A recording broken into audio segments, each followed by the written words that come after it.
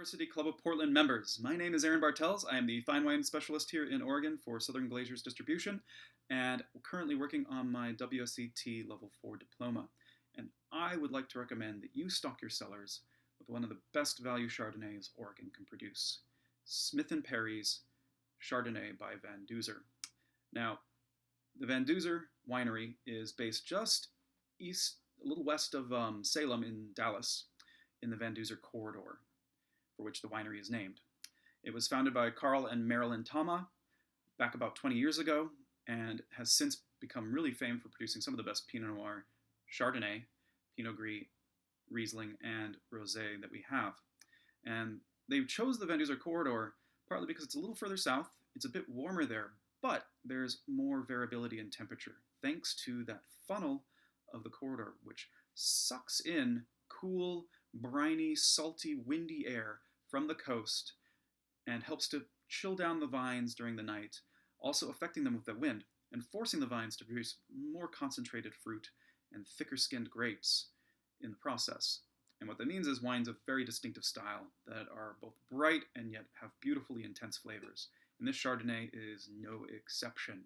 It is wonderfully round, ripe, and redolent. It has got a lovely kind of like pear, green, Granny Smith apple quality to it, light lemon lime note, a slight freshness as well, a fresh cream note.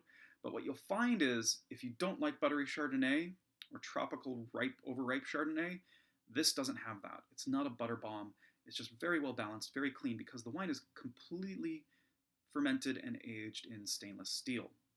Now, unlike wines or Chardonnays that are made in oak barrels, that are fermented in oak, that go through malolactic fermentation, those develop lots of butter tones, butterscotch, and can become, delicious in their own right, but not something that everyone likes. If you're more a fan of crisp, clean Pinot Gris or Sauvignon Blanc, this Chardonnay is for you, because it is tight and bright and light and really, really lovely.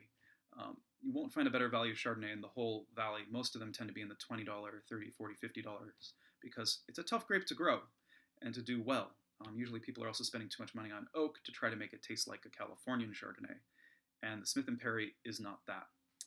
Now, the Thama family wanted to honor former viticulturists throughout Oregon, and so they created this as a second label.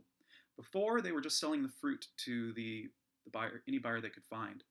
And then they decided, well, let's make our own bottle. Let's make a little more money on this and actually refine the process of making Chardonnay.